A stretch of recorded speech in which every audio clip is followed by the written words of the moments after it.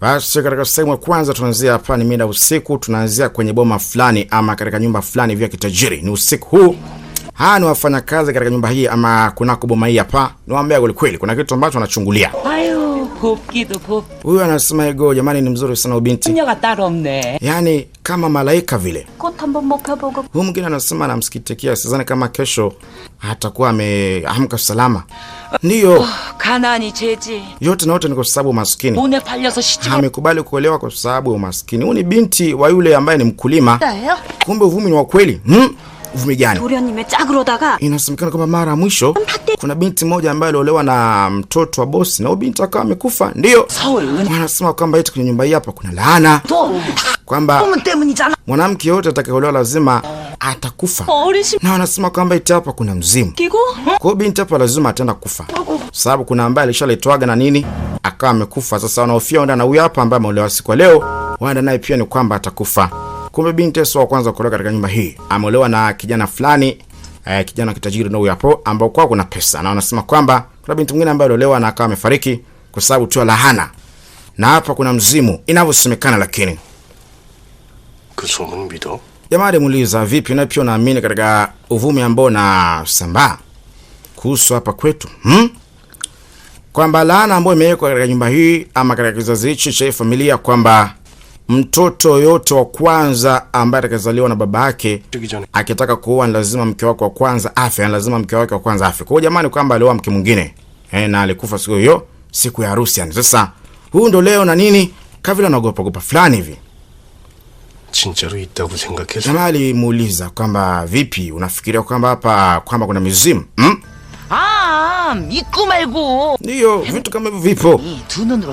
Kuna ule bibi ambaye anafanya kazi jikoni, alimuona mzimu kweli. Sema ndio. Huyo bibi alikuwa ameenda chooni, akawa amemwona mwanamke fulani amekaa pembeni yake. Akamuuliza kwamba ni nani? Wewe mwanamke akamjibu kwamba wewe. Mimi ni mwenye sehemu nini? Kwamba pia kuna shahidi mmoja ambaye alimuona mzimu mwanamke fulani. Umeona? Kwa hiyo ni kweli kabisa uvumi kwamba hii nyumba ina laana. Lakini pia kuna mzimu ambapo lazima mtu yote atakayeolewa na huyu jamaa lazima afe. Sasa wanaofia kwamba binti naye pia haizi kufika kesho akiwa mzima. Yaani kesho pakikucha atakuwa tayari ameshakufa kwa marehemu. Niwaambia kweli. Sasa ifahamike kwamba ni kweli ama la. Lakini huenda ni kweli kwa sababu mwanamke wa mwanzo aliolewa akawa ndio hivyo amefariki. Sasa wanamsikitikia kweli. Jamani mdogo sana huyu. Yaani amekubali tu kwa sababu ya babake. Nyie mnafanya nini hapo? Naam.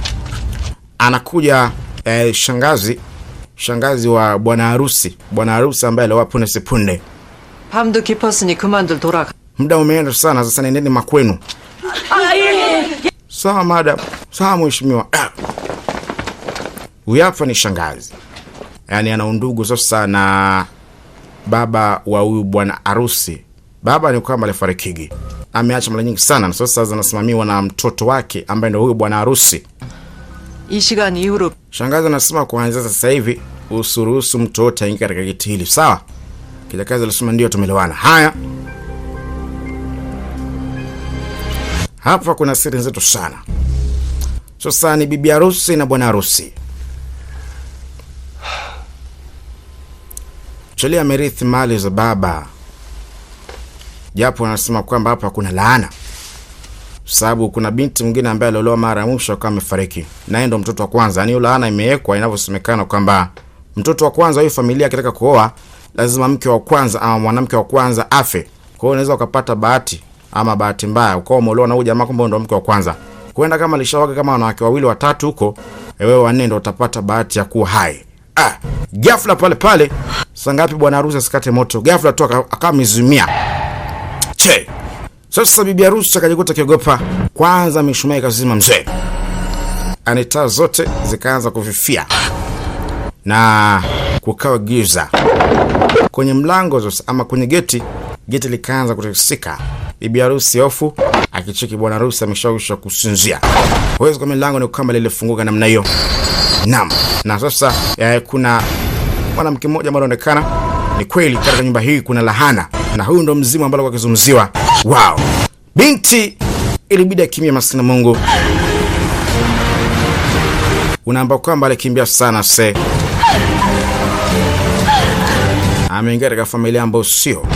Yeye ni mke wa pili, kwa sababu mke wa kwanza ambaye aliolewa mara mwisho alifariki.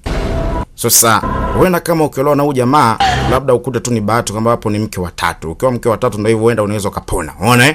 Lakini ukiwa labda ndio wewe mke wa kwanza au wa pili, ndio hivyo unakutana nacho. Haya, baadaye jamani ukamba alamka. Sasa ambaye anatafutwa ni bibi harusi. Anamuita madam. Ya shangaa, mke atakuwa ameenda wapi? Mwanamke ni ukamba alikimbia. Mbele ni kwamba kuna njia, bali kuna korongo. Yaani mbele kuna maji. Naam. Bwana we. Huu ni mzimu bomba kinyama. Kilichosikika ni kelele moja tu. Jamaa yuko anavuja kazi. Yeye ndo bwana harusi. Shangamke. Ikasikika tena kelele ya pili. Naam. Bwana we. Kilichoendelea ama kilichotokea baada hapo haifahamiki. Siku zilienda na jamaa alikuja tena kuoaga mke wa tatu. Huyo mke wa tatu ni kwamba alipona. Umeona? Kwa kama ikitokea naye pia huenda kama akija kuwa na mtoto kwa baada ya mtoto wa kiume, huyo mtoto wake wa kwanza lazima hiyo laana itakuja kumwandama mtoto wake wa kwanza. Umeona? Yes. Akiwa na watoto watatu hakuna shida, ila mtoto wa kwanza ndo shida, kama ile alivyokuwa wa kwanza kwa babake. Babake ni kwamba alifariki. Anyway, siku zimeenda na sasa ni baadaye, muda mrefu sana. Basi tunakuja pana pili katika bahari hii. Kuna binti hapa ambaye anaitwa Dorim. Huyu Dorim bana, yeye anaishi na bibi yake. Wazazi walishafariki kwa amelelewaga na bibi, na huwa anajishughulisha, ana kamgawa fulani ambapo huwa anauzauza vyakula na nini pamoja na bibi yake. Umeona Yaani anajishughulisha sana. Sasa leo bana alikuwa ametoka kuvua samaki, lakini pia na vile viurembo vile. Sasa naangalia nimepata nini? Wow. Ni mida fulani hivi. Ghafla kwa mbali akaona nguo pamoja na kiatu. Unaona nguo nyekundu pamoja pia na kiatu chekundu. Kwa mbali kwa makini alivyoangalia, alimuona msichana fulani ambaye amevaa kama nguo nyeupe. Akashangaa, huyu anaelekea wapi? Naam. Alimshuhudia binti hapo na kama alijitupa kwenye maji. Kwamba huyu ni kwamba alikuwa anahitaji kujua. Binti kwa kuwa ni mtaalamu mzuri wa kuogelea, ikabidi haja kumsaidia. Amjui nani? Kumbuka ni miaka mingi imepita sana, muda mrefu kweli kweli. Baada ya ile tukio la mwanzo. Haya. Huyu alisaidiwa ni kwamba alifunga macho. Wewe kumeni. Binti anashangaa, vipi huyu? Kama vile unaona mauza fulani. Basi ikabidi amsaidie. Ajue kwamba ni nani, ametoka wapi, kulikoni, mpaka nataka kujua. Sababu kujiua sio mchezo. Maamuzi mazito sana haya. Kweli alifanikiwa. Wewe msichana, samahani. Binti huyu anaitwa Dorim. Sasa ndo anapata fahamu. Mwanamke alisaidiwa. Wewe unanisikia mie? Upo salama? Shangashi. 구해줄 거면 빨리 좀 구해주지. 진짜 죽을 뻔했잖아. Sasa kama ulikuwa unataka kuja kumsaidia songeniwahi mapema. Chumvi. Maji na chumvi. Wewe anaanza kulia tu. Kalia sana sasa. Kuna jambo limemsibu. Wanaume sio watu wazuri. Amechitiwa au amesalitiwa. Anyway. Kwa aliona tu ni bora afya. Alijiona kwamba amekosa nini ambacho kama ni pesa nao inakuwaje mwanaume anamsaliti. 죽도록 나만 사랑한다고 해놓고. Sima mara mwisho niliambiwa kwamba hata nipenda kwenye maisha yake yote. Lakini sasa amethubutuje kumsaliti? Kumbe hadi zingine sio za kweli. 너 같은 초딩 몸이면 억울하진 않지. Sima nisingechukia wana kama ningekuwa na mwili kama wa kwako. Anathubutuje mimi kunchiti mwanamke kama mimi? Nini? 지금 고맙. Kwamba anajiona ni mzuri kinyama. Vitasema sana bidi unishukuru. 아니 이거. Shaka unaongea maneno ya kipuzi. Wewe unasema sijui mimi na mwili mdogo.